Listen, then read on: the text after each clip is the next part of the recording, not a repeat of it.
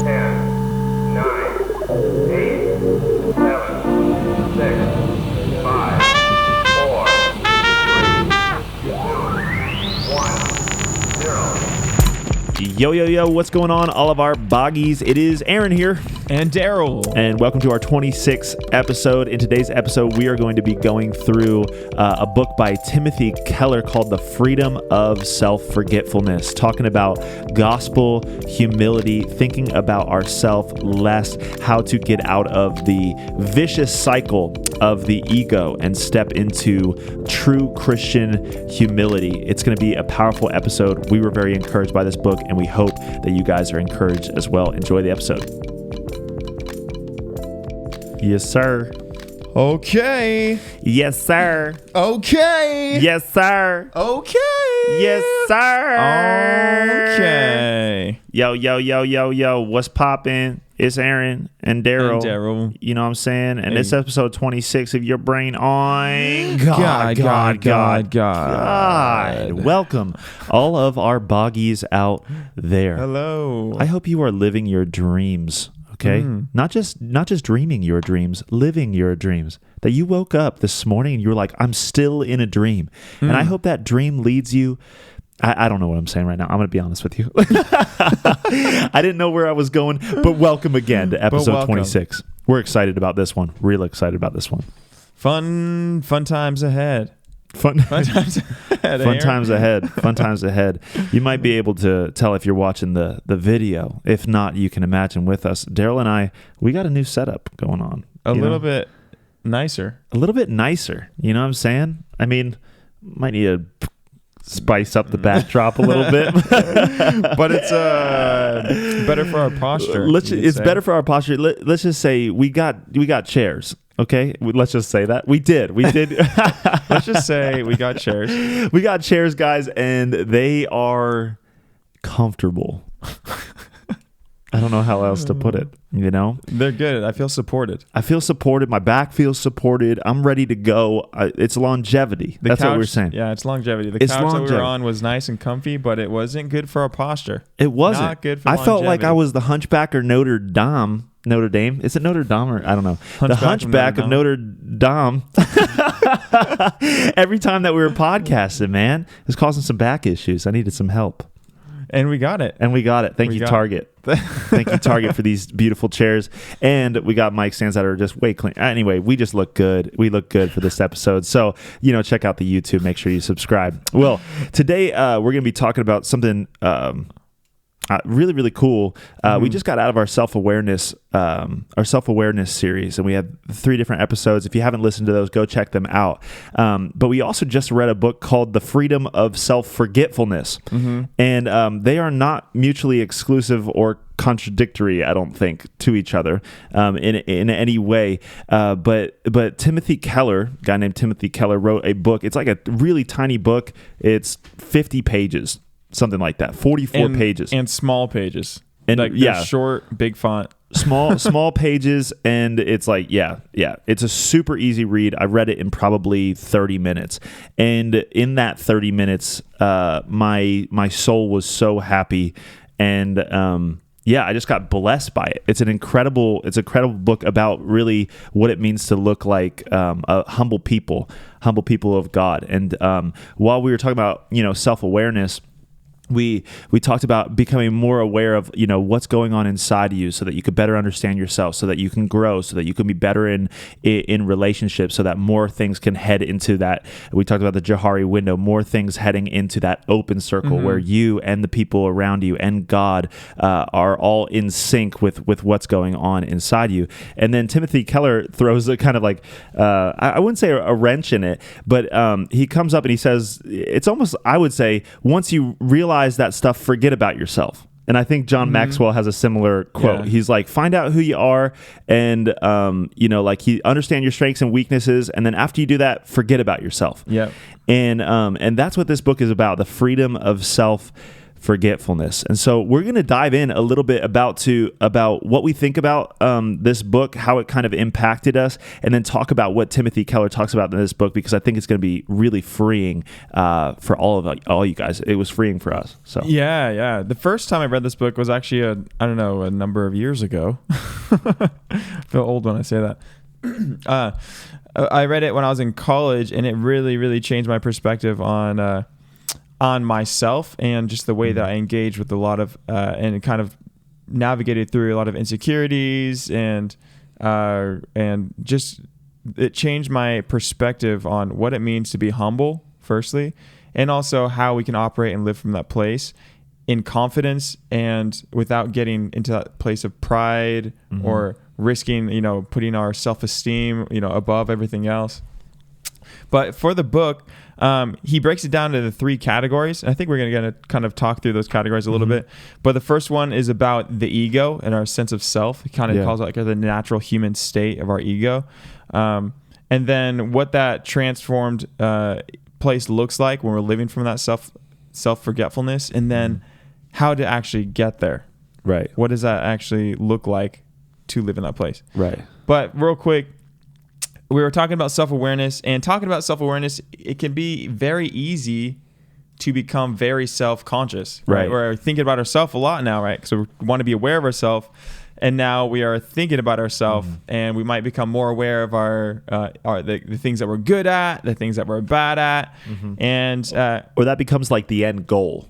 You know what I mean? Like I think that's a part of maybe like the enlightened movement or whatever. I don't know. I've been seeing a lot of stuff on Instagram about like the, finding the freedom in your soul. Like it's still pretty like self-focused. It seems like, or whatever, or like self-development. Like it's all inside JCPenney, it's like, it's all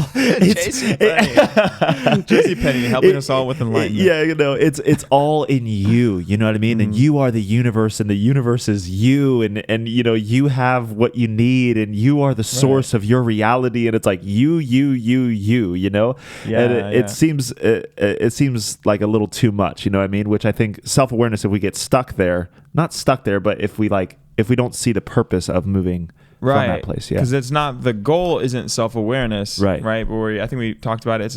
The goal is for us to be healthy, right, as individuals and in our relationships, and when we get into that place of becoming self-aware, we don't want to stop with just becoming aware of ourselves, but like Aaron just mentioned, and John Maxwell mentions before, like, know who you are and then forget about yourself. Right. And he talks about it in the context of leadership, like for the sake of leading people that you're leading.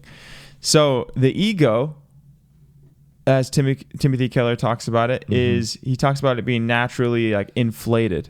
Right. Meaning like it's empty, it's painful, and there's always this need for something else to be added to it. And so with that, we can often be looking for something to fill us up, looking for something to help us feel like we are enough, looking for something to give us a sense of purpose, a sense of accomplishment, a sense of, good enough, and kind of things that we tie our identity around. Right. And ultimately, those always will end in pain in one way or another. Right. Because nothing is really ever going to satisfy that need. Right. And that's kind of the natural state, is that we tend to do that. We tend to look for it and look for fullness and completion in some other things to fill up our ego, our sense of self, our identity. Always hungry.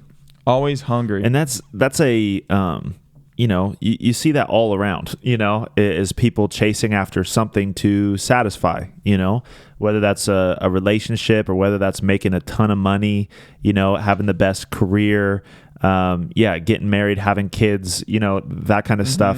Even the fact that I said in the beginning, like, I hope you're living your dreams. You know what I mean? It's like oftentimes we're taking our dreams to fill something in us. You know what I mean? Not saying that living out your dreams is bad by any means. I really do hope you're living your dreams, guys. But we're never really satisfied with where we're at. And that's what the ego does. It's constantly grasping more. And so, it's funny, he mentions in scripture that Paul uses this sense. He says like knowledge puffs up, but love builds up. Yeah. And it's this word for pride that only Paul uses, I believe he says, which is like this overinflation. You know, like it's like you're overinflated. It's like to be filled up with air. And other writers, they don't use this word for pride. They use a different word, but the word that Paul uses is this word for being inflated. And so he says that the ego is this overinflation of ourself. And it's always four things. It's empty, it's painful, it's busy, and it's fragile. And so if you think of a balloon, filled with air, like it's empty at the core of it. You know what I mean? It's not solid. It's not concrete. Like a puffed up head really doesn't have a lot of substance to it. And so there's a lot of problems with that. So it's empty. What's the second?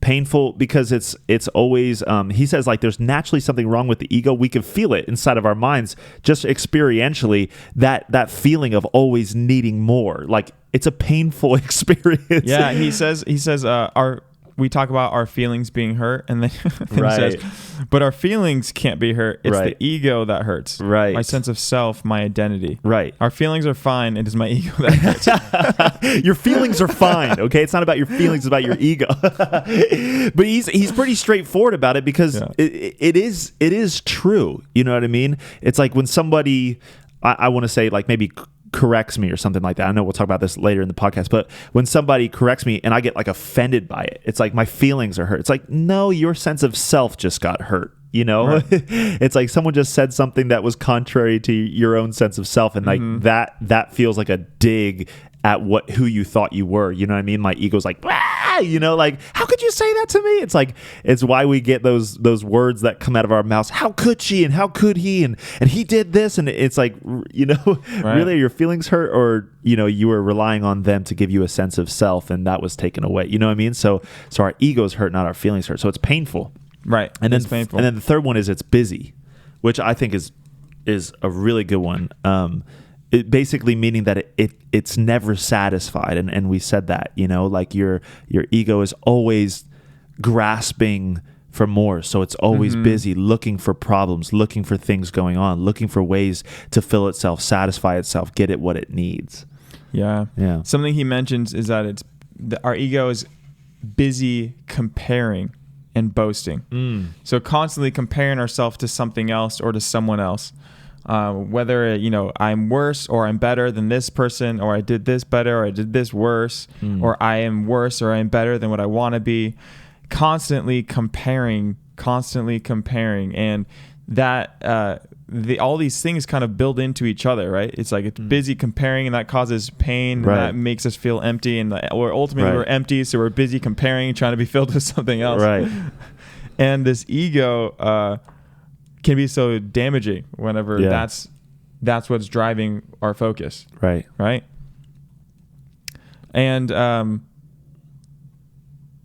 what was the last? Fragile. The last thing is fragile. Yeah, and it's so true. Even what Aaron was just mentioning, somebody could say something, and so easily we're offended, or so easily we're like, we feel hurt by something, or we get caught up and focused on these little things, like little small things that can happen, or small things that someone might say can cause our ego to flare up again. Right. To get puffed up. Right.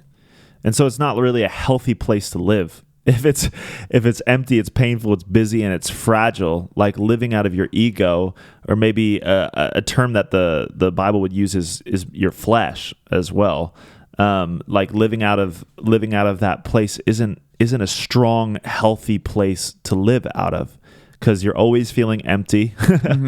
You're never actually going to be fully satisfied. Like it's going to be the pain of having those conversations, or seeing things not work out in your life, and now you're seeing your life and comparing it to yourself or your sense of self. And because maybe some of the things didn't work out in your life, you know what I mean? Now I'm a lesser person. Now I'm not enough. All of these different things that the ego is like grasping for and looking for evidence that it can be satisfied, right? So the ego is always looking for for the evidence, right? Like of what's going on through life, through people, through our own thoughts about ourselves, through the money that we have, through the cars that we have, the houses that we have, the good things that go on in our life, the bad things that go on, and it's constantly using all of this information, this evidence to create this sense of self and fill itself. But it's always going to be painful doing that. Right? Because at the end of the day, it's still just like a balloon puffed up, and we're so self-focused on relating everything to ourselves that at 1 second, if you're inflated, this is what he says, you can be deflated. And if you're deflated, if you have like an inferiority complex, right? If you're deflated, that means you were once inflated. You know what I mean? Right. So, that's what he talks about when he talks about being fragile, is that it's fragile because you're inflated, and if you're inflated, at any moment you can become deflated. Right. Because you can think yourself as all good, and you're all up here and thinking you're great, and then all of a sudden something happens, and now you're deflated. Right. And now you're beating yourself up. Now you feel inferior, and he says that a superiority complex is the same as an inferiority complex. They're basically the same thing. Right. One is post-inflation, one is pre, or is it being inflated or having just been deflated. Right.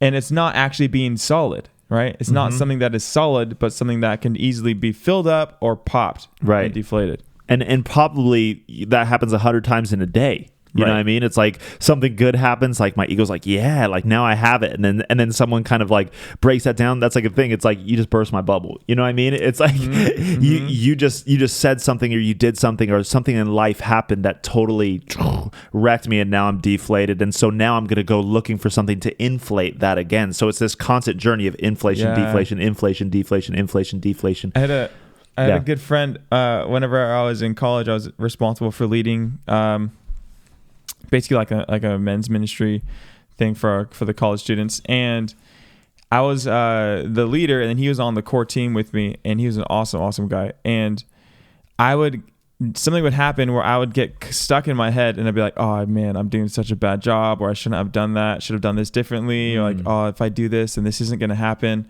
And he would come to me and he would say, Darryl, you're a big deal, but you're not that big of a deal. Wow. And he reminded me of that fact often, that I'm not that big of a deal. Right. Whenever I was inflated, right, and then something would happen, I would become deflated because I was making myself more important than I needed to. Right. And he gave me the sobering reminder of, hey, everything's going to be okay. You're not the end all be all. Right. It's like come back to earth, see yourself in reality, and know that you can recover from this, so that things can be recovered. It's not going to destroy everything. Right. But it was helpful to have a friend who, whenever I did get caught in my head and start thinking about myself too much, right? I was making it about me.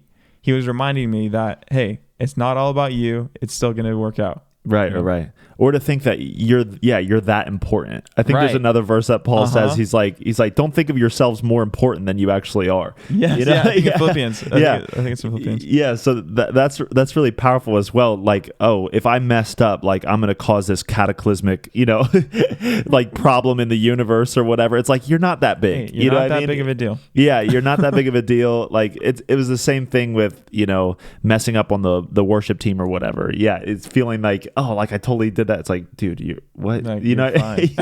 Everything's fine. Right? But I think what it is, and the problem is that it's seeing the world in relation to us. Mm-hmm. Yes. That what we do have an impact in the world. Absolutely. Like we are agents of causation. We've talked about all of this stuff, right? That we are able to impact the world around us.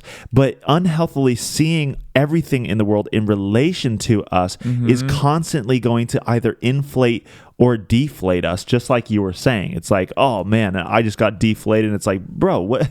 You know what I mean? Like, you don't have to do with that. You're not the center of this worship set. You're not the center of the universe, right? And we tell kids all that time, it's like the world doesn't revolve around you. Right. And I think that's what the ego wants, is like the world to revolve either negatively or positively. It revolves around me. Right. Whether you like become like a superstar and you're super prideful, or you become like total victim mentality, inferiority complex. Everything always happens to me. It's all about self at the end of the day. Yeah, it is. And, he talks about the natural. It's a trap, man. I'm getting feisty over here. Yeah, and Timothy Keller actually calls it a trap. He's like, whether Right. you're whether you're paying attention to your opinion of yourself or somebody else's opinion of yourself, it's a trap. Right. Because at the end of the day, it's not going to be fulfilling. And that the ability to be free from making it all about us, Right. is really what we get to experience freedom, get to walk in that freedom. And he says that we so often try to make the conversations about ourselves, the things that happen about us, we relate everything to ourselves. Like, well, he said this, and then that Right. means this for me, or this Right. happened, and that's because of this. And we're always putting ourselves into the picture. Well, maybe it's not about us. Right. Yeah.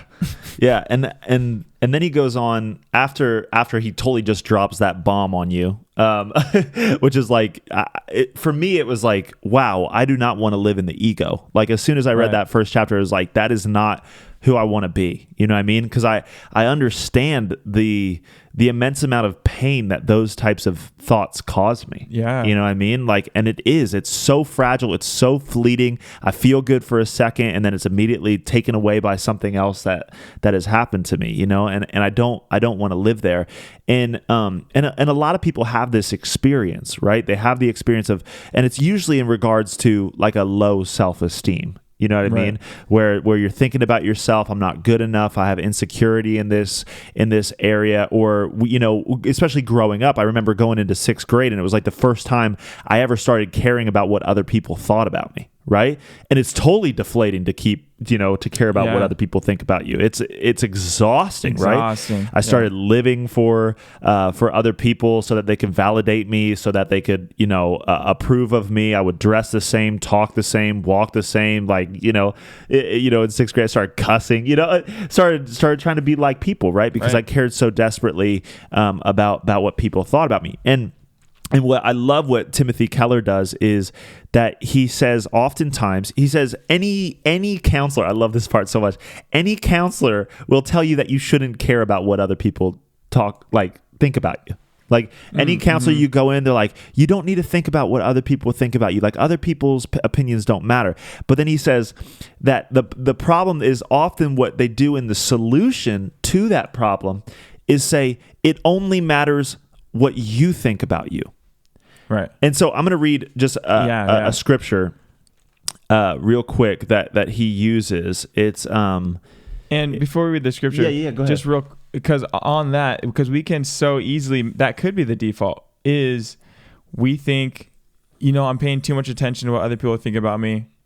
What matters most is what I think about me. Right. And then we live from that place where now I am only going to do what I feel like I need to be doing. And in one sense, that's actually could kind of be a movement towards health, where we're not carelessly throwing away our boundaries to please other people, and now we're kind of putting more intentionality into caring for ourselves and being aware of our needs, and having a sense of self-confidence. But ultimately, that's not where it stops. We shouldn't. That shouldn't be the goal, even though that could be a movement towards health. And we're not saying that you should not care about yourself at all. In this conversation isn't about not tending to your own needs and not, taking care of yourself and not making sure that you are healthy as an individual. But really, it's not wrong to have like good thoughts about yourself. Right. Yeah, exactly. It's not wrong to have good thoughts about yourself. Right. That's not what this conversation is about. But when we make the world about us and we make the world, everything about the world relate to ourselves, then it makes it very hard to love anybody else. Right. And so, so that I just wanted to touch on. Yeah. So everything, basically, what you're saying is everything that we're about to talk about, like, it's not saying that it's bad to think about yourself. Right. It's not saying that it's bad to think about yourself, like or kindly to take care of yourself. Or to take care of yourself. But I think what he says is very thought provoking, and I think it is like almost like that the more excellent way, or that it's good to like think, have a good self-esteem. But that's a stepping stone, and I think there's a more excellent way, like the know who you are, find out who you are, and then forget about yourself. And so he brings up 1 Corinthians 3, verses 21 through chapter 4, verse 7. And I'm not going to read the whole thing. I'm just going to, I don't know what verse it's actually starting at, but he goes over this specific part of the scripture. So if you want to read that later, you can. But Paul says this, I care very little if I am judged by you or by any human court. So basically what he's saying is like, I don't really care if you commend me, or I don't really care what you think. And that's like the place that he says, that Timothy Keller says most psychologists get to. We'll get to is like, yeah, you don't need to care what other people think. But then he goes further and he says, indeed, I do not even judge myself. And so what Keller goes into is that Paul doesn't just say that he doesn't care what other people think about him. He says, I don't really care what I think about me. Yeah. So he says, I don't even judge myself. My conscience is clear, but that does not make me innocent. I think we'll have to go into that a little bit. It is the Lord who judges me. Therefore, judge nothing before the appointed time. Wait till the Lord comes. So you have Paul saying to the Corinthians, he's saying, I don't really care about what you think about me, which I think is a biblical thing, that you can't live by other people's opinions of you. You really can't. Otherwise, your life is going to be a roller coaster, because someone's going to think you're cool and someone's going to think you're annoying.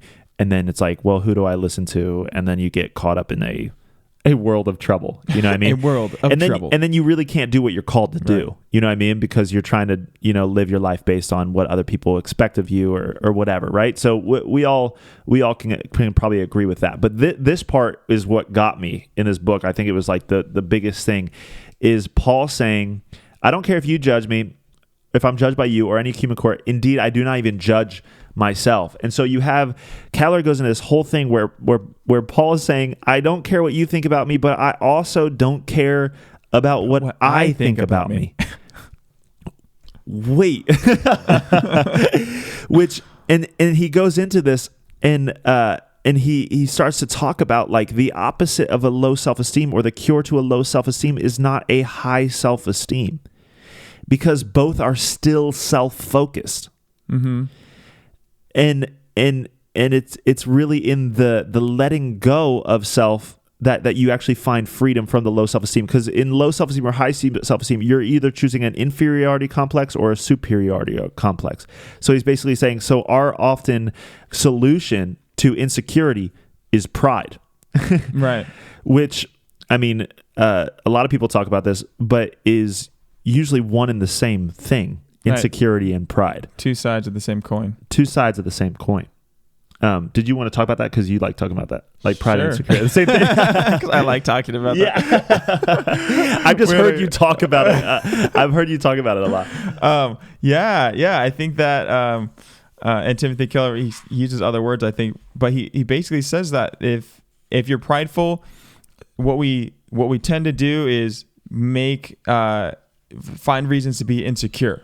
And now nobody would say that, but basically what happens is when we see pride in a culture, we think, well, you need to remember that you're low, right? Remember all the bad things that you've done. Remember all the terrible things, the ways that you are a human being, remember all the things that you don't do right. And that is a way of raising and elevating insecurities, right? Or the opposite, when someone's insecure, we can naturally move towards, let's make them more prideful, meaning focus on all the good things that you've done, all the things that you've done great, all the things that the ways that you stand out, and the ways that make you better, and that can feed into pride. And both, there is no middle ground to the high self-esteem or low self-esteem approach. And that's kind of what he says is, if we focus on a self-esteem, it's either going to be high or low. Right. And as long as we're focusing on ourselves, that's what's going to happen. That's the result.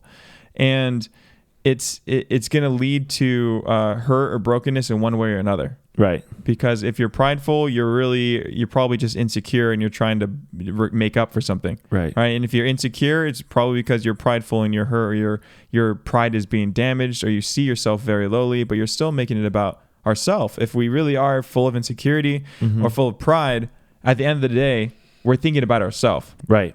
And you're still in the rat race of the ego. Yeah, we're still in the rat race of the ego. And so the ego is comparing constantly, right? Making ourselves does better or he worse say there's no than someone middle else. ground? Because you said there's no... I don't know.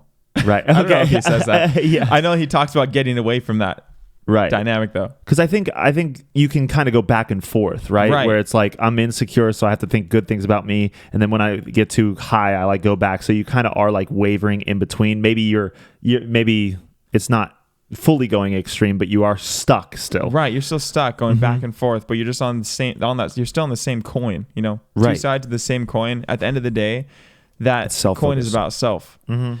And whenever we're not thinking about ourselves, we're probably not being insecure, right? In that moment, right. When my eyes aren't on me, I can't really be insecure because I'm not thinking about me. My insecurity requires focus on me. Exactly.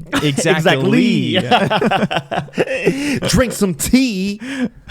We got the keys for your mind to be free. Oh, that was good. That was good. That was good. That was all straight off the top. He didn't write any of that. I'm like looking at my hand. Yeah, but it's so true that whenever I'm focusing on me, that's when I have opportunity to get insecure or to get prideful. Right. When I'm focusing on someone else, there's not even an opportunity for me to be insecure or prideful. Right. Your mind's not even there. Insecurity and pride is all about our sense of self. Right. Whether it's high or low. Right. And whenever our attention is on someone else, that's not even a factor anymore. Right. Totally. Yeah. You know? So yeah. So what he's basically saying is this is a way out of the system.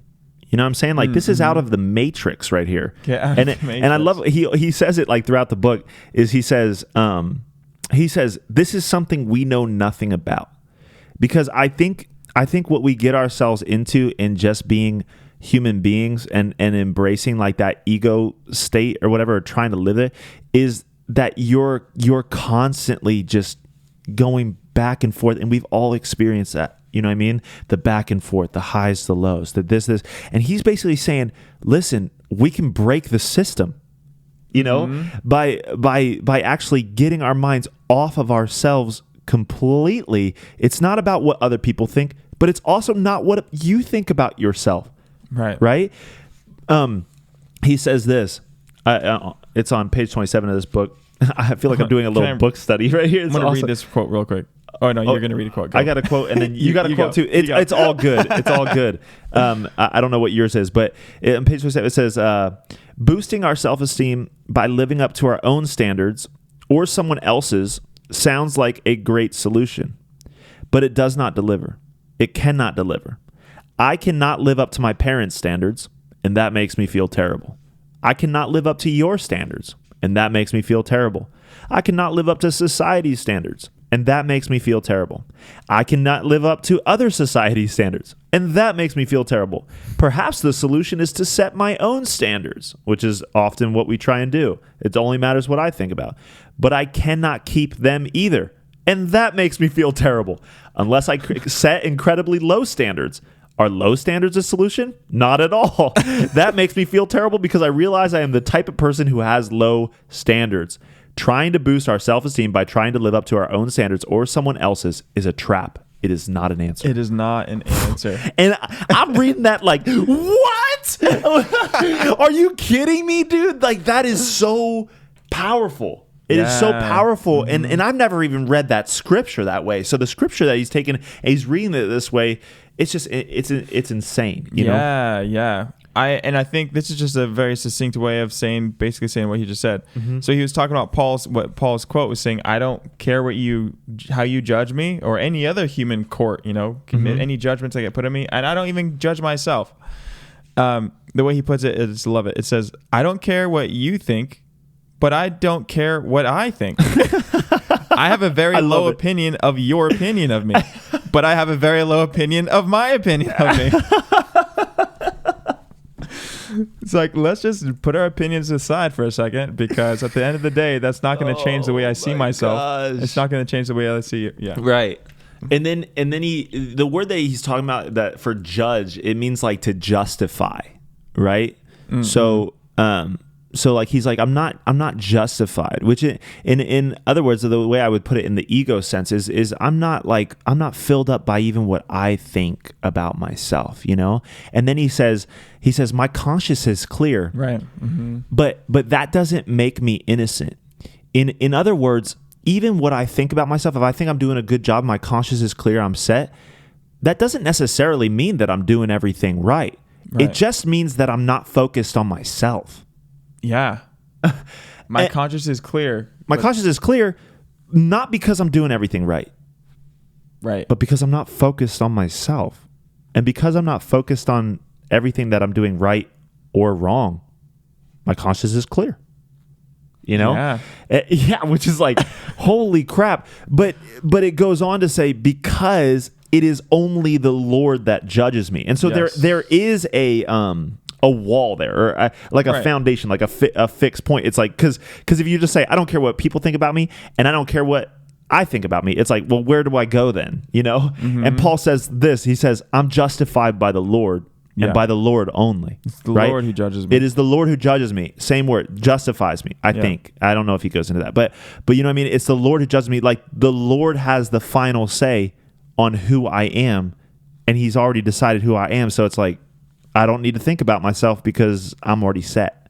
Yeah. Which is a crazy confident way to live. Because Paul he goes on to even talk about how, you know, I'm the chief of all sinners. Like, I make mistakes, I do things wrong. Right. But that's not going to deter me or stop me from doing what I'm called to do. Right. Because, you know, when my conscience is involved and I start beating myself up for making a mistake, I might not actually do the thing that I feel called to do because I guilt myself out of it. Right. But if I am not judging myself, then it doesn't matter, because if I know I'm called to do this thing, I'm going to go do that thing. I'm going to let Jesus be the judge, because he's already made the judgment. Right. The verdict is in. The verdict is in. It's just insane. It changes a lot, because that's like a broken, what is that in video games? It's like if a gun's broken. If it's if it's broken, it's like overpowered. OP. Yeah, it's like that gun's broken. It's like it just destroys everybody. I feel like that's just like a broken thought. You know what I'm saying? And like it broken in a good way. You know, like it totally is like cheating the system. It's like the freaking get out of jail free card, or like the Nope card in, what is that game? Kittens. Exploding Kittens or whatever. It's like, nope, I'm not going to do that. Yeah. I'm not going to do that, because it's like I'm not even living then I'm not a part of the system anymore if I live this way. I'm not a part about what people think about me or what I think about me. So I literally just say yerp and yeet, right? Like I'm getting out of the system entirely to just focus on what the Lord, you know, what the Lord thinks about me. And then even that's not a question or a race that I have to be on. Right. Because he already made the decision. Yeah, and it's not even, because if we make a mistake, or if he were like, you know, obviously Paul was probably not actively living a sinful and destructive lifestyle, but if he were to ever make a mistake or do something he knew he shouldn't do, he probably didn't get caught up in tearing himself down because of it, because he knew the judgment that Jesus had made already, and he lives according to that, and he lives into that. Right. And if Jesus has already made the judgment or justified us, then we don't need to try to justify ourselves. We don't need to be judging ourselves on something that we've done, because he's already made the judgment. Right. And so the freedom that comes from that, where we don't have to think about ourselves anymore and to justify whether or not we can continue doing this thing. Insurmountable. Insurmountable. It's a broken thought. That's a broken thought. But I just want to read before we get into, because he does go into like Jesus has already said the final way, and he does talk about like the verdict and like how he talks about all that stuff. We're going to get into that, but I think this is really cool. He said C.S. Lewis says it on page 31. But that if you met a truly humble person, you would never come away from meeting them thinking that they were humble.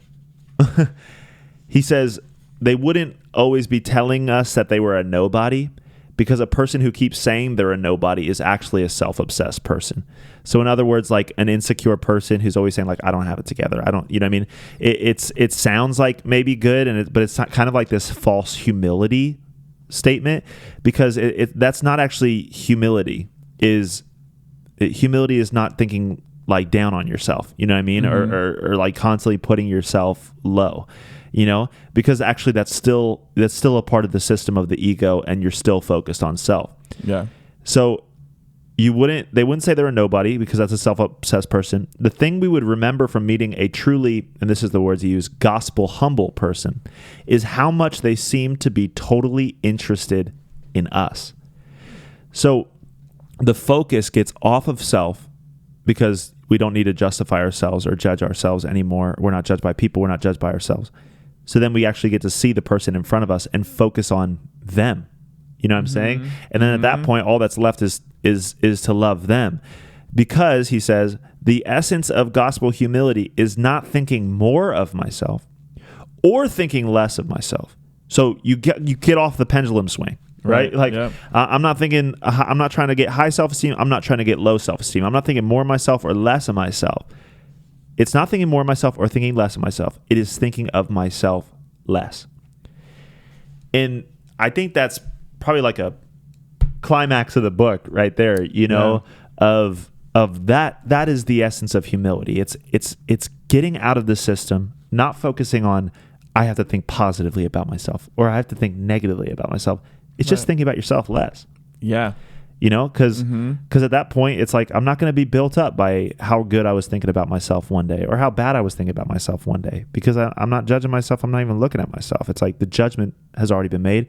And then from there, it's like, since it's the freedom from self, right? The freedom of self forgetfulness, right? Because you're not focused on yourself. What is there left to focus on if you're not focused on yourself? Other people.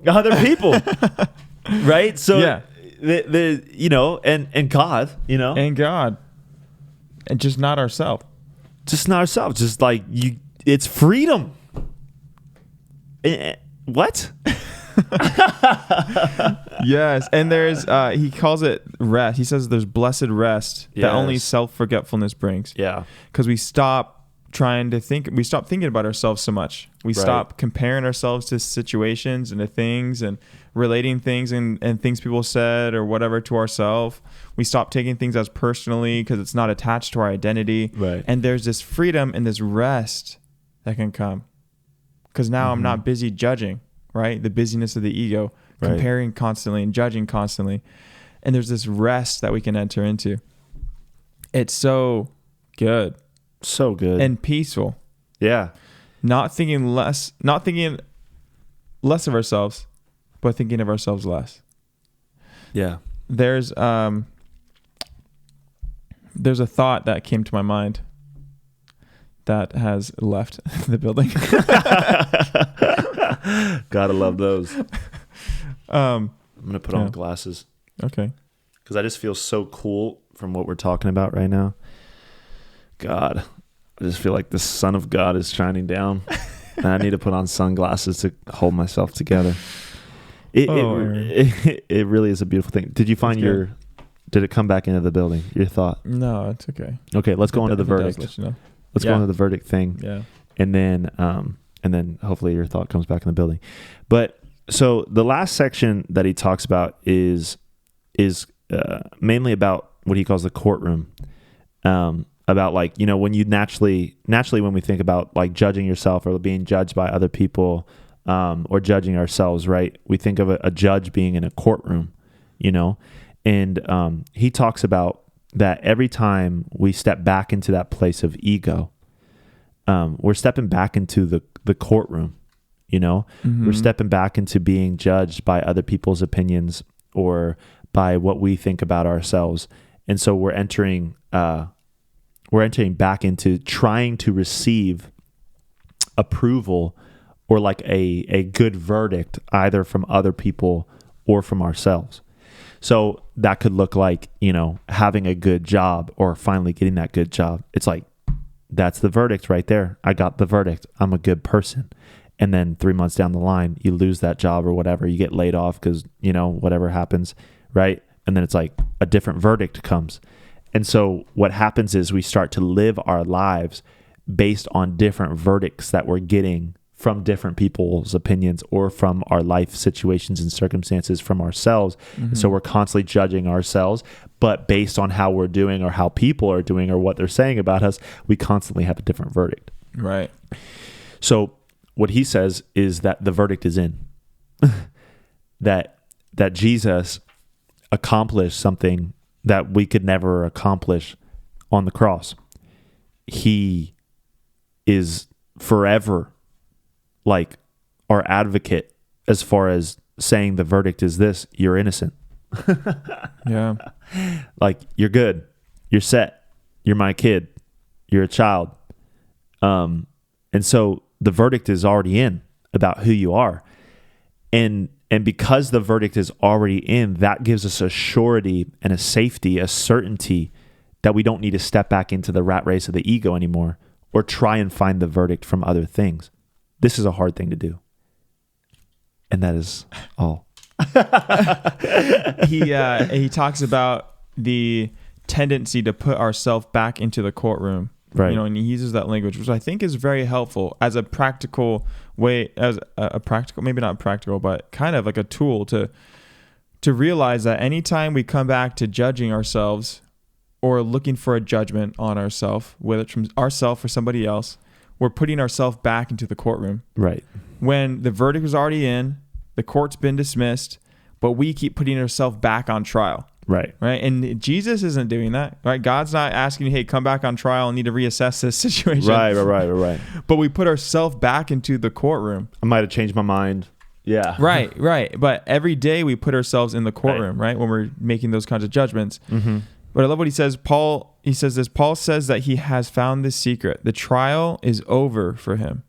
He is out of the courtroom. It is gone. It is over because the ultimate verdict is in. Wow. Right? It's not about his opinion or somebody else's, but about the Lord's. And he on page 40, he says, you see, the verdict is in, and now I perform on the basis of the verdict. Wow. Because he loves me and he accepts me, I do not have to do things just to build up my resume. Right. I do not have to do things to make me look good. I can do things for the joy of doing them. I can help people to help people, not so I can feel better about myself, not so I can fill up the emptiness. Right. Wow. And when we accept the verdict and live from that place, we can live on the basis of the verdict, right? Live from that place rather than trying to earn it and get it, because it's already happened. So let's live according to that. Right. And it's so crazy how it like totally ties in to the gospel, or like it ties into grace. Like, grace naturally allows you to stop thinking about yourself. You know, receiving the grace, receiving the verdict, receiving that it's not based on what you do, allows you to kind of get a conscience that's sprinkled clean, stop judging yourself, get yourself out of the courtroom.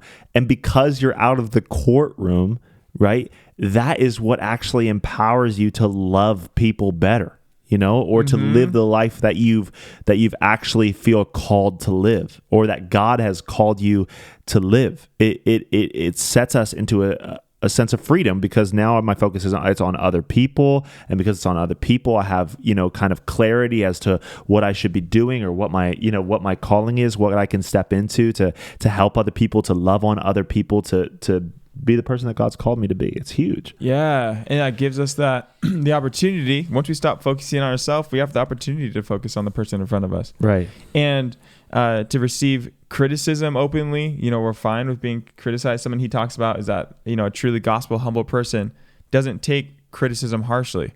Right. And they're not greatly offended by it, but they're okay with receiving it because they're not in the process of trying to judge themselves, right? They're just, okay, well, what does this person have to say? Let me listen to that.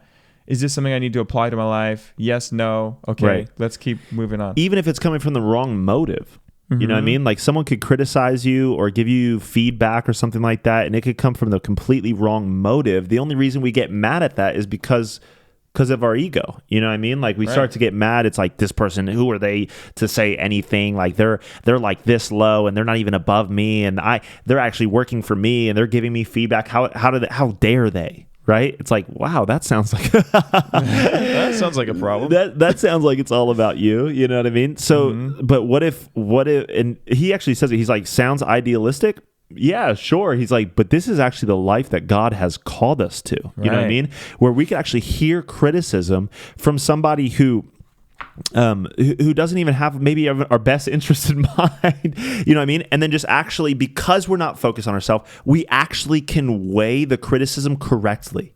Right. Because we're not tied to it, because we're not judging ourselves by it, because it does not determine who we are or change the verdict about us. We can actually see it correctly and then weigh if it's true or not. But if we immediately tie ourselves because we're self-focused and we're ego-focused, egocentric, right? We're immediately tied into the criticism. We're not going to be able to see whether or not that criticism are true or false anyway. We're just fighting against the criticism. And really, more than the criticism, we're fighting against the person and their motives behind giving us the criticism. Right.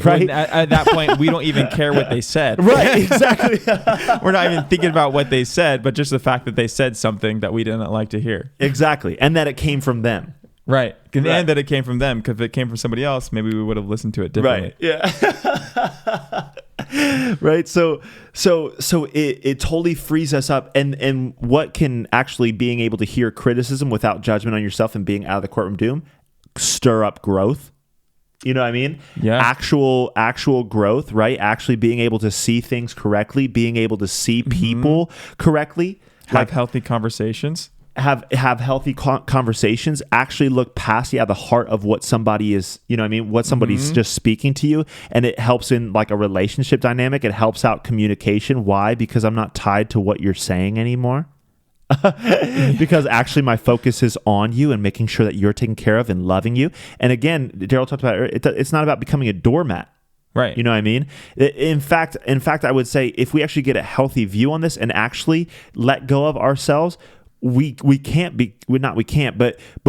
much less likely to become a doormat because we're not, you know what I mean? Most people that are becoming a doormat, you're entering into self to become a doormat. You're becoming a victim of somebody else. Or the reason that you're becoming a doormat is because you think that you have to, you know, appease this person and do whatever they say in order to make yourself feel okay. Yeah. Right? So like oftentimes the doormat syndrome or the victim syndrome is caused by egocentrism, right? But if we actually use this freedom of self-forgetfulness, forget ourselves and put our focus on other people, we won't become a doormat, right? Because we'll actually be able to see things as they are. Yeah.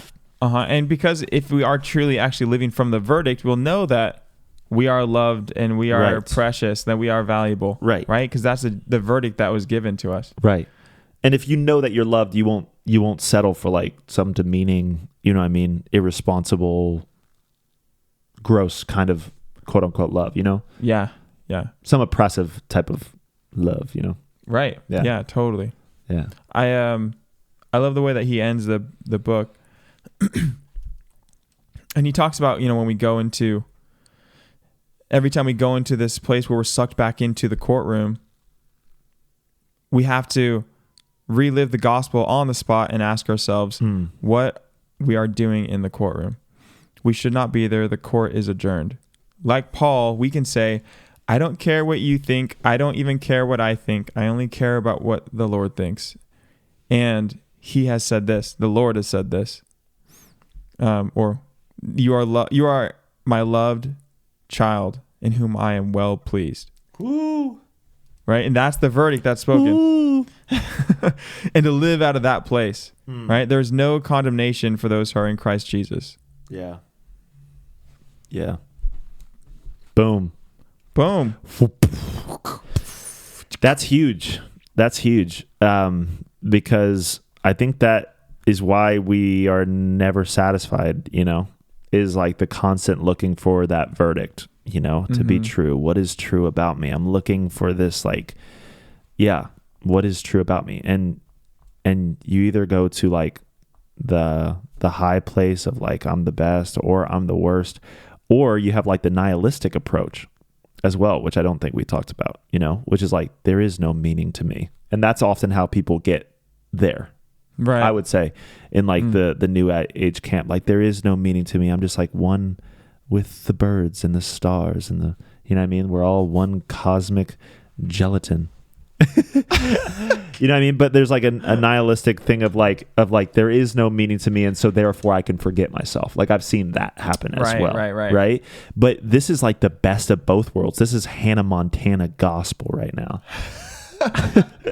You know what I mean? Where it's like it's not that there is no meaning; it's that the meaning, your verdict has already been given by God, who doesn't lie and is true, and you're already good. You're His beloved child, He's proud of.